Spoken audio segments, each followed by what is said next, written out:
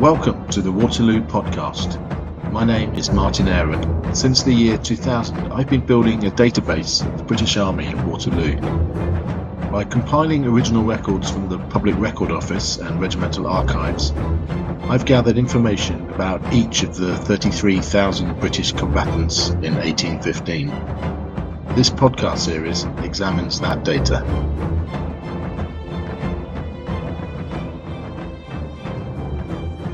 Welcome to episode 33, in which we begin a look at the four regiments of Pax Brigade, starting today with the 1st Foot, the Royal Scots.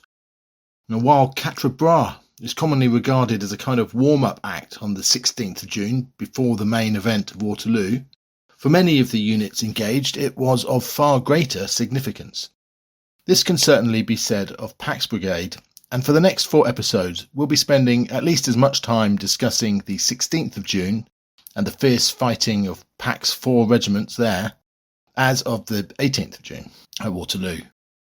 At Quatre Bras, the Royal Scots actually spent much of the day fighting alongside a regiment from Kemp's Brigade, the 28th North Gloucestershire Foot, which we covered way back in episode 6. So if you haven't listened to that already, maybe go back and start there. But let's begin our look at the Royal Scots by finding out about who these men were. Firstly, in terms of nationality, we can see the mix was not perhaps what we might have assumed from the regiment's name. Of 640 other ranks, there's a birthplace for 613, so that's 96%, and we can see that Ireland had the majority of the men, with 279 other ranks. Then England with 210 men, Scotland with 111, there were also 12 Welshmen and 1 foreigner, a man born in the West Indies. Here are the 11 counties with the most men. As we can see, the battalion would have been more accurately named the Royal Northern Irish, the north of Ireland being particularly well represented, and Antrim, the most common county. Yorkshire is once again the most common English county. Interesting to see Somerset in there too, while Lanarkshire is the most common Scottish county, the great majority of those men coming from Glasgow.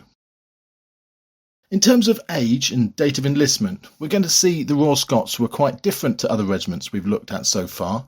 They were a mix of, on the one hand, seasoned, experienced soldiers who'd fought through some of the bloodiest battles of the peninsula, with a small draft of new recruits.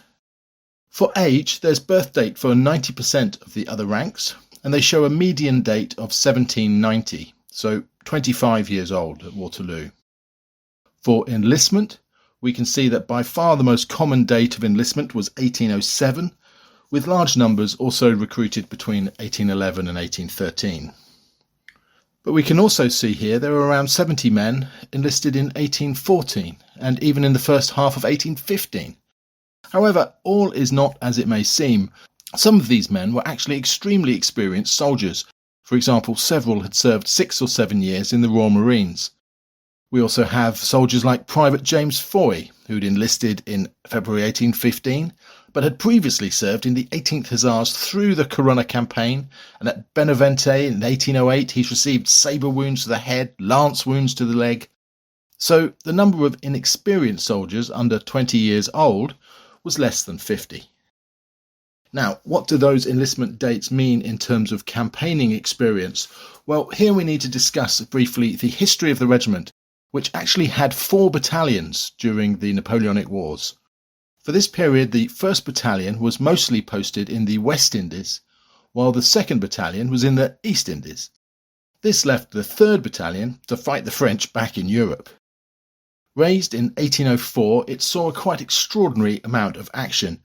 First taking part in the Corunna campaign 1808-1809, then the Walcheren expedition, before returning for the length of the peninsula, being present at Busaco in 1810, Fuentes d'Honor in 1811, Badajoz and Salamanca in 1812, then the following year Burgos, Vitoria, San Sebastian, Bidasoa, the Pyrenees, Nivelle, Nive and Bayonne. By far the most bloody action in which the regiment were engaged was in the unsuccessful attack on San Sebastian on the 25th of July 1813. This disastrous attempt to storm the fortress was met with a well-organised and fierce French defence, leading to the slaughter of hundreds of British troops, with several hundred others wounded and or taken prisoner. Among these were a large number of the Royal Scots at Waterloo. To get some idea, here are just the men from No. 8 Company at Waterloo, for whom there is a record confirming their bloody experience during that assault. For example, Corporal Thomas Wright, wounded through the loins and left hip by a musket ball, in the calf by a grape shot, and in the head by a sabre cut. And Private Arthur C.A., a volunteer forming part of the advance party, the Forlorn Hope, wounded in the head and legs by the bursting of a shell. And there were doubtless many more men carrying scars from San Sebastian still in the company. I've just chosen No. 8 Company at random.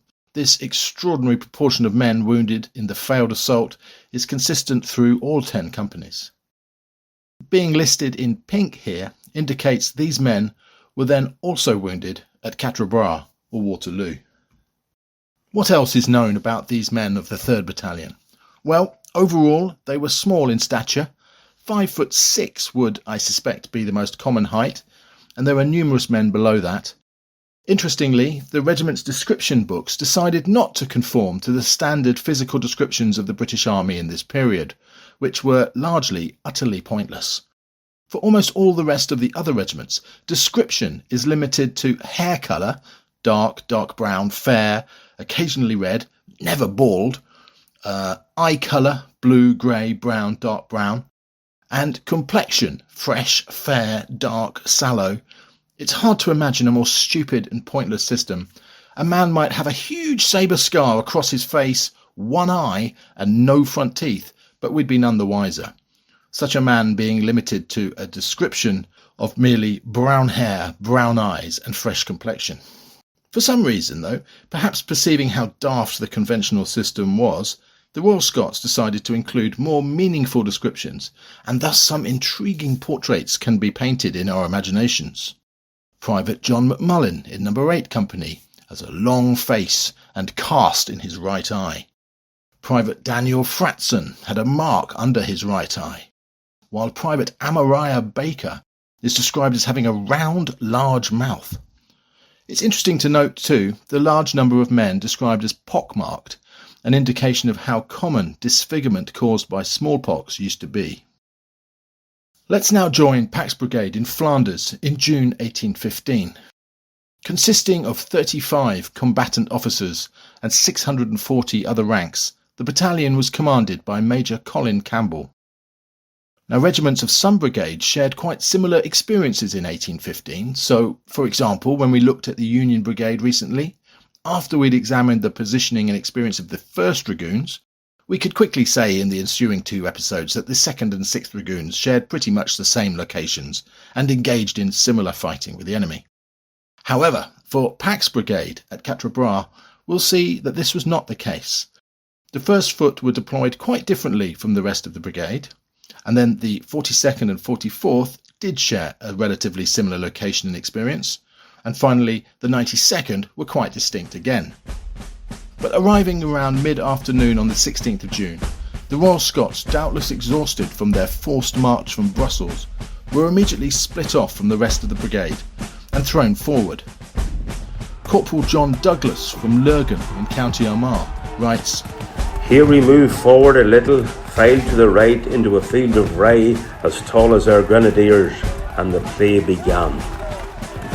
And Captain Robert MacDonald, commanding the light company of the regiment, writes, "The French were then coming on in force, and the Royals were ordered to advance and attack.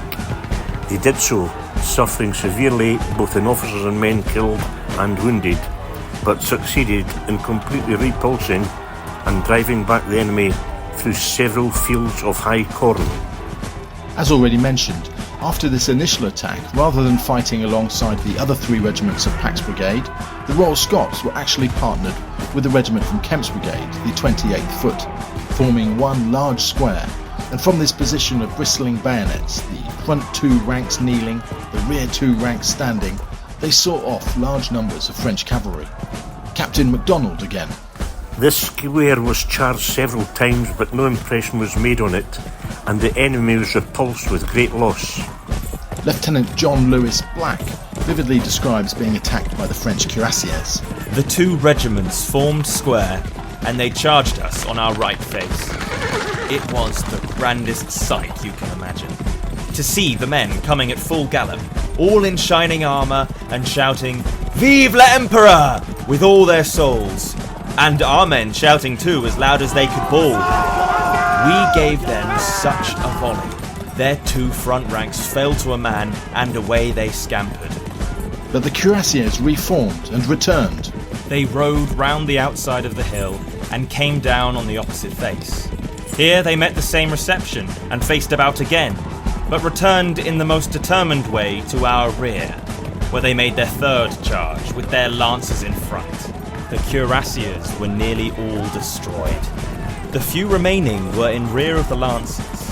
They pushed the charge within 10 yards of us, but our fire was so hot they could not stand it, and they broke in the centre. And a part ran round one side of our square and some on the other. So they had the whole fire of these two sides, and also our front. And some of the men ran top of the hill and snapped them going down.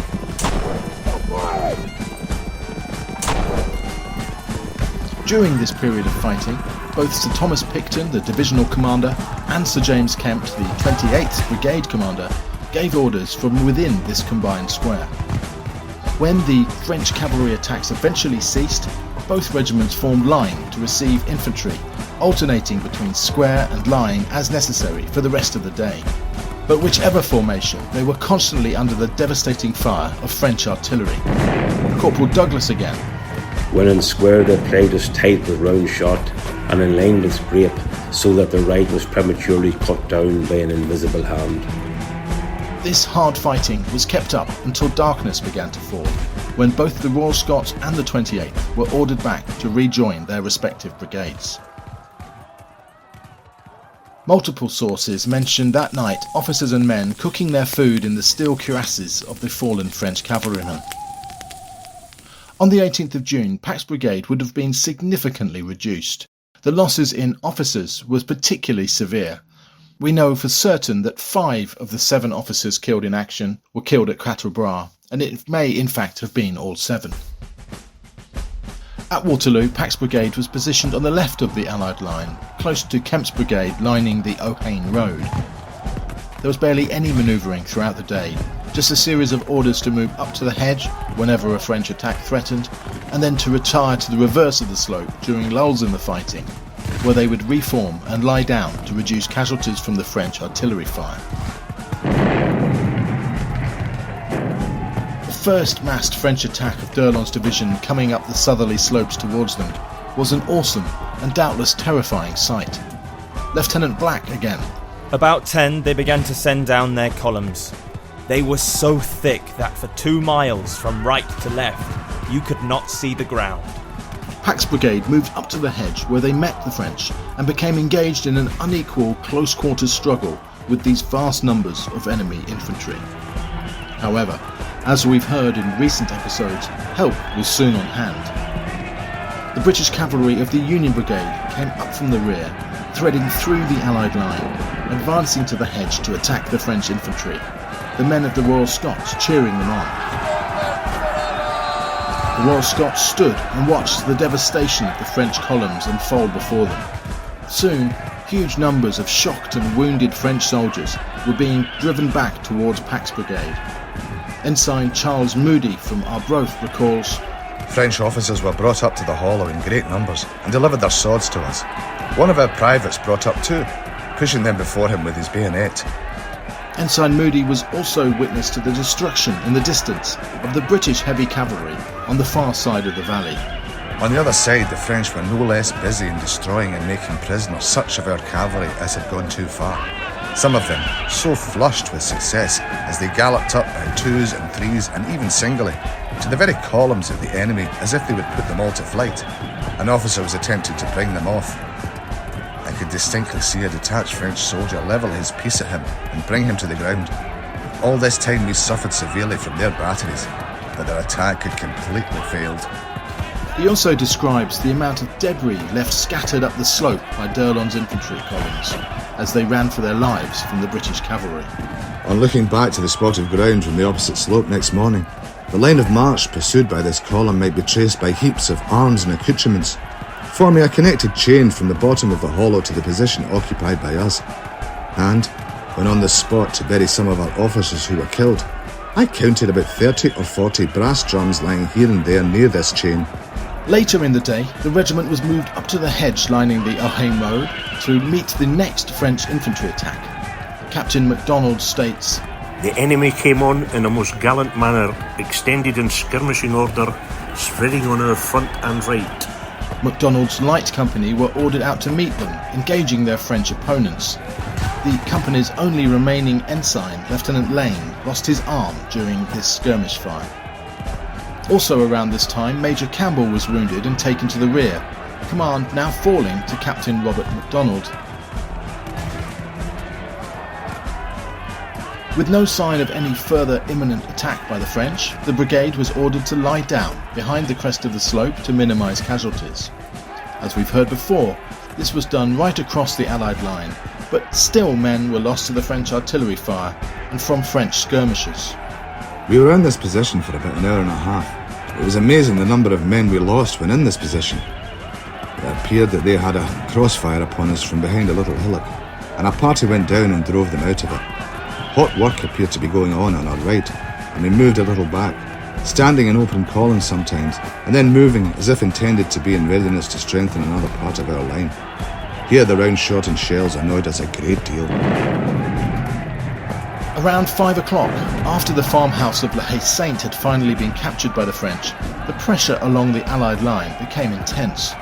We were ordered to advance again to a spot on the top of the brow, considerably more towards the centre than before, and lie down, sending out skirmishes as formerly. We had great difficulty in keeping the ground, the division not mustering more than 1,500 to 2,000 men.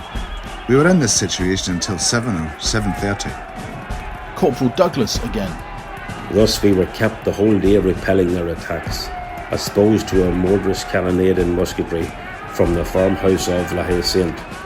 Around this time of crisis, Captain MacDonald was wounded, meaning there were now no combatant officers left standing to take over command. This led to Quartermaster Griffith, usually far to the rear with the baggage, being called up to the front to take command. For a man who had risen from the ranks, it was an extraordinary moment to find himself now in command of the battalion in battle.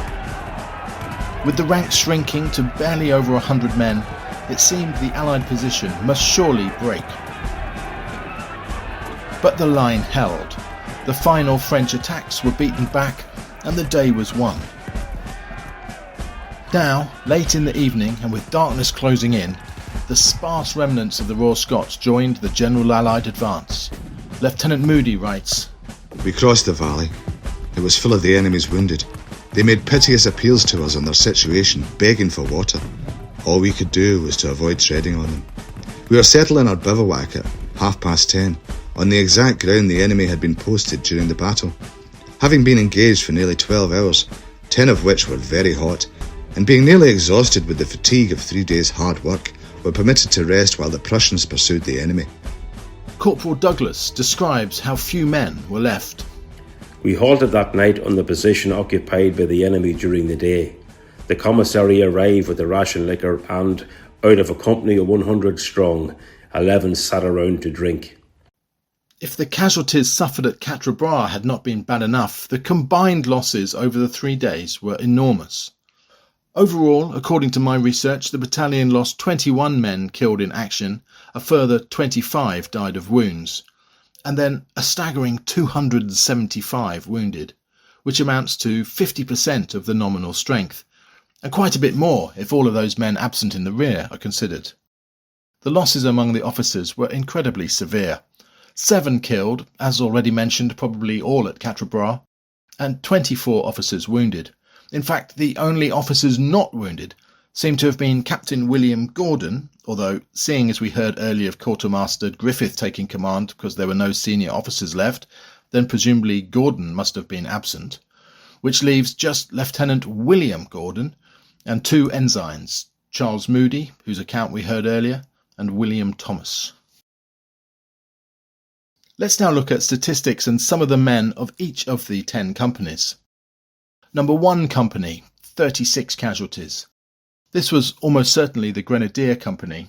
It contained the battalion's Sergeant Major, Francis Quick, who was killed at Quatre Bras, shot through the heart. From the village of Brushford in Somerset, he had turned 30 the previous week. Number 2 company, 27 casualties.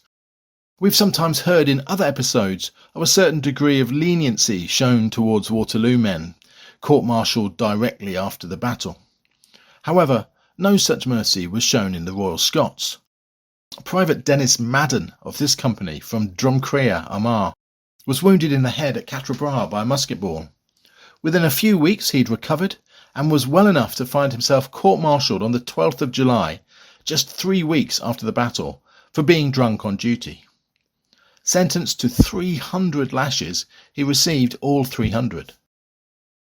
Private John McNamara of this company was probably the most recent recruit to be killed. From the village of Temple Toohey in Tipperary, he'd enlisted in only February 1815. He died of wounds on July the 9th, leaving a widow, Elizabeth. He was 24 years old. Number 3 company, 28 casualties. Private John Webster of this company from Dysart in Fife, aged just 16, would have been one of the youngest casualties at Waterloo in the British Army. He received a gunshot wound at Quatre Bras and, as a consequence, was discharged in October. Some other terrible wounds in this company. 2 men endured the amputation of their left legs, Corporal Ralph Pratt from Hardrow, Yorkshire, aged 24, and Private John Healy from Dublin, aged just 20. While 2 other men both suffered the amputation of their left arms. Privates John Kelly from Kilcoe, County Down, aged 23, and Joseph Perry from Paddingham, Staffordshire, aged 28. Number 4 company, 33 casualties. Many of the wounded in the Royal Scots were picking up their 3rd or even 4th wounds in action. Sergeant John Badcock of this company from Exeter had received a musket ball in the right thigh at Fuentes de Nor in 1811, a shell splinter in the left ankle at San Sebastian in 1813, and now another musket ball in his right leg at Quatre Bras. But fellow Sergeant Michael McManus from Cleenish Fermanagh went one better. Musket balls in the thigh and arm at Salamanca, thigh and left hand at Vittoria, in the breast and side at San Sebastian, and now in the right leg by small shot at Waterloo. Number 5 company, 34 casualties. Of this company's 6 sergeants, 5 were casualties. 2 Scotsmen, Sergeant John Mackenzie from Inverness and Peter Fisher from Balquhidder, Perthshire, both died of their wounds. Of the other 3, we know that at least 2 were wounded at Quatre Bras. Richard Bloxham from Dublin, wounded in the head, and Samson Midlam from Stoke-on-Trent, wounded in the hand. Of the 31 other wounded men in this company, at least 5 were later discharged due to their wounds, including 2 other NCOs, Corporal Michael Hart from Killow in Longford, who seemed to have been peppered with wounds, being hit in the face, left thigh and right wrist, and Corporal John Downey from Roscommon, wounded in the right thigh. Number 6 company, 40 casualties. There were 6 Dublin men in this company, 4 of whom were casualties. These included John Kavanagh, who was killed at Quatre Bras, and also Sergeant Patrick Purfield. He'd previously been wounded in the head at Corunna in 1809 and in the leg during the retreat from Burgos. Now, at Waterloo, he received 3 wounds, in the face, left leg and left side. Number 7 company, 30 casualties. A surgeon's sketch exists for Private George Davis of this company. From Hereford, he'd enlisted in 1807, been all through the peninsula, and now, aged 28, he was wounded at Quatre Bras. We can see here sketches at the Falcon Hospital, Brussels, on 7th of August. A musket ball had entered the top of his left thigh at A and then passed out his left buttock at B. He survived, but was discharged due to this wound in 1816. Private John Kearns had a rather unfortunate military career. From Granard in County Longford, he'd suffer the privations of the retreat to Corunna in 1808, only to eventually be taken prisoner in January 1809, presumably unable to keep up and picked up as a straggler somewhere in Galicia. He served the next 5 years in French prisons until being released in the Peace of 1814. Returning to England, his initial period of service had expired, so he re-enlisted into the regiment in January 1815, another of those recent recruits who wasn't really recent. His poor luck continued as he was then wounded at Waterloo. Number 8 Company, 43 casualties. This company suffered the worst casualties in the battalion. Among the men killed was Private Roland Pearce from Cork. He'd been court-martialed 10 days before his death for losing his blanket through neglect and received 100 lashes, the wounds of which must have still been fresh when he was killed in action. Colour Sergeant Robert Douglas of this company from Perth must have been exceptionally courageous in battle.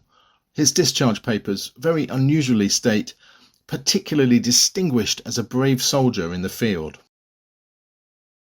Private William Kitchen of this company, from the village of Skelton in Yorkshire, was struck in the head by a musket ball at Quatre Bras, which fractured his skull, denting a section of the bone and leaving him partially paralysed.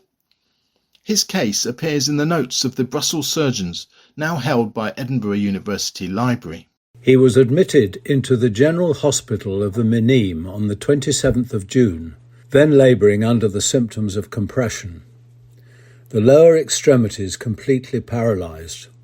On the 28th, the trephine was applied in 2 places and several large detached portions of cranium removed, and the whole of the depression raised.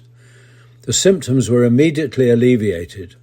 The paralysed lower extremities gradually recovered their power, and at the end of 4 weeks he embarked for England, nothing having occurred to retard his cure or to render at all doubtful his perfect recovery. Number 9 Company, 22 casualties. If you'd been in the 3rd Battalion Royal Scots in 1815, it's to this company, number 9, you'd have wanted to belong. It suffered the lowest casualties, with no men killed outright in action, losing only Corporal James Haggerty from Donegal, who died of his wounds. In Corporal Douglas's memoirs, he describes a curious incident in May 1815, which occurred as the battalion was preparing to leave Cork to sail to Flanders for the Waterloo campaign. A few minutes before leaving the barracks, Colonel Campbell enlisted a young man and brought him along, but as we had no spare clothing, arms or accoutrements, he was obliged to wear his own regimentals, and was actually brought onto the field of Quatre Bras, where he received a ball through the hand, was sent home with a shilling a day for life, and never pulled a trigger or wore a red coat in the service. This lad was almost certainly Dennis Buckley, aged just 18. We can see here his details tally almost exactly. Born Cork, enlisted May 1815, discharged due to his Waterloo wound, just as Douglas describes. Perhaps one of the shortest military careers to receive a pension ever. Although it may have been more serious than a ball through his hand, as Douglas describes, you can see here it lists his reason for discharge as a wounded right leg by a shell at Quatre Bras. Nice to put a name to an otherwise forgotten character from the past. And extraordinary to think of him there in Quatre Bras, in his civilian clothes, amidst the other men of this number 9 company. And finally, number 10 company, 25 casualties. Private John Quinn from Ballyrogly, Londonderry, had quite a life.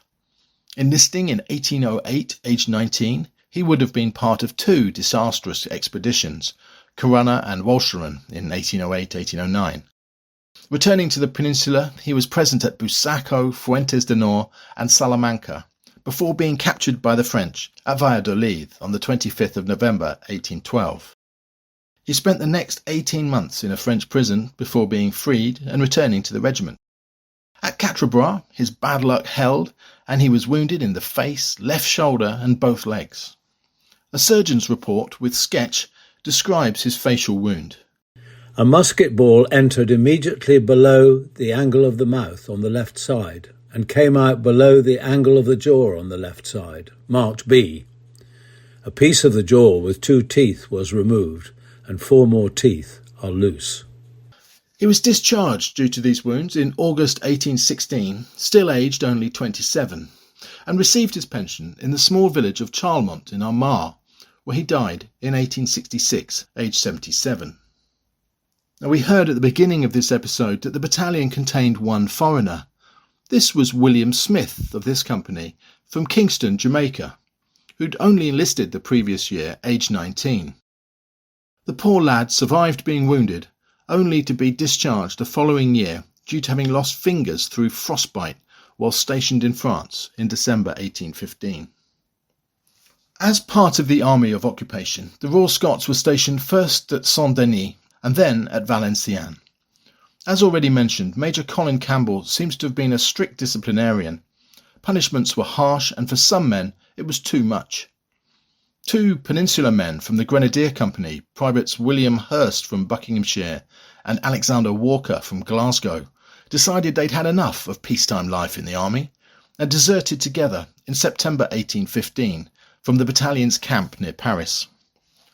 Deserters tended to be captured and brought back within a few days, but Hurst and Walker managed to remain at large until February 1816. Court-martialed for their desertion, both men were sentenced to 300 lashes and of course received all 300. An indication of the ineffectiveness of corporal punishment is that just 2 months later, both men again ran away together. This time they were brought back after just 3 days. They were again court-martialed, again sentenced to 300 lashes and again received all 300.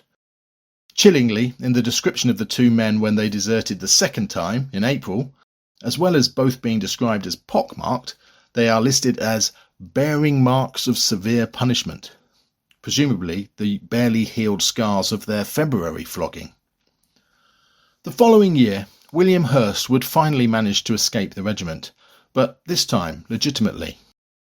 In March 1817, before the regiment sailed home for England, some men were offered the opportunity to transfer to other regiments. Several opted to join another Waterloo regiment, the 23rd Foot, the Royal Welsh Fusiliers. Among these men was Private William Hurst. Hopefully, he was happier with his new regiment, although he was doubtless less happy when, in 1818, he received a letter from the Waterloo Prize Money Office informing him that he had forfeited the right to receive his payment due to his desertions. So, at the end of March 1817, the 3rd Battalion received orders to return home to England, where it would be disbanded. 13 years in existence, seeing much hard fighting. It would now be broken up and the bullet-riddled colours sadly folded away. Many men were discharged at this time, and it's somewhat amusing to note that William Roberts, the regimental surgeon, did his very best when working through April's enormous pile of discharge papers to embellish as far as he could each man's reason for discharge, presumably with the kind intention of increasing their chances of receiving a pension. In other regiments, these discharge forms tend to all be signed simply due to reduction or in consequence of a reduction in the regiment. But William Roberts always managed to find something to add, dragging up old wounds and injuries to list, many going back a considerable time. Private Thomas Evans from Manchester, for example, is listed as being discharged due to an injury to his left wrist produced by a fall when embarking at Corunna on the night of January the 17th, 1809. But perhaps Surgeon Roberts' best efforts was to explain the discharge of Private Patrick Heavy in April 1817 as being due to a kick in the chest from a horse in 1801. Those men who escaped the reduction and were not discharged were transferred to the 1st and 2nd Battalions. The 1st, mostly at home until 1826 when it sailed to the West Indies, where it would remain for 9 years, and the 2nd Battalion still in India. Those Waterloo men who went east would see more action, first in the Deccan Wars of 1817-1818, and then in 1825 when the 2nd Battalion was sent to Burma to partake in the Rangoon War. It eventually returned to Edinburgh in 1832 and then off to Canada in 1836. Let's now hear what became of some of the Waterloo men of the Royal Scots in the years that followed. Of course, as we've heard in previous episodes, the fate of many of those who went with the 2nd Battalion to India will come as little surprise. The burial registers of Trichinopoly and Poonamali in Madras contain the names of many Waterloo men from the Royal Scots. And a man might survive the outbreaks of cholera and typhoid and still come to an unfortunate end. Assistant Surgeon Thomas Bolton was shot dead by a Private David Downward, not a Waterloo man, at Madras on 29th of March 1820.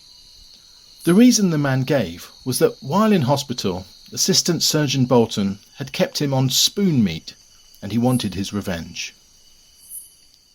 Now what became of our Dennis Buckley, the lad who went to war in his own clothes at Quatre Bras, where he was wounded and pensioned off? Well, at some point he must have emigrated to Canada, as in 1824 he re-enlisted in the Newfoundland Royal Veteran Companies, with whom he served 11 years until 1835, when he was discharged a second time. Unfortunately, his conduct is listed as that of being an incorrigible bad soldier, and his cause of being discharged an incontinence of urine through intemperance. In 1841, he applied to become an inn-pensioner, that is, to live at Chelsea Hospital in London. An interesting note from the board states he was also wounded across the loins at Quatre Bras, which again suggests his wounds were far more serious than Douglas's dismissive ball through the hand. And who were the last men standing? Private Noah Belden of Staines, Middlesex, was discharged without a pension in the reduction of 1817, despite being wounded at Quatre Bras by a musket ball through his left leg. In 1874, aged 81, he was finally granted a pension, his case having been brought to the attention of the Chelsea board.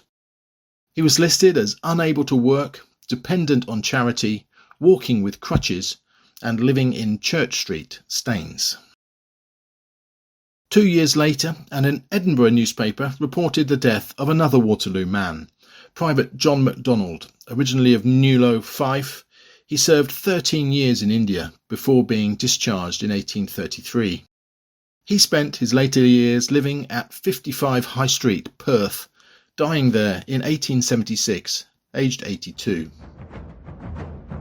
So let's leave the Royal Scots there. I hope you enjoyed this episode. If you did, please click like and subscribe if you haven't already. Many thanks as always to the kind volunteers who do such a great job reading the extracts for this podcast. I am extremely grateful. Thank you especially to Mick Crumplin, who read the surgeon's notes this week.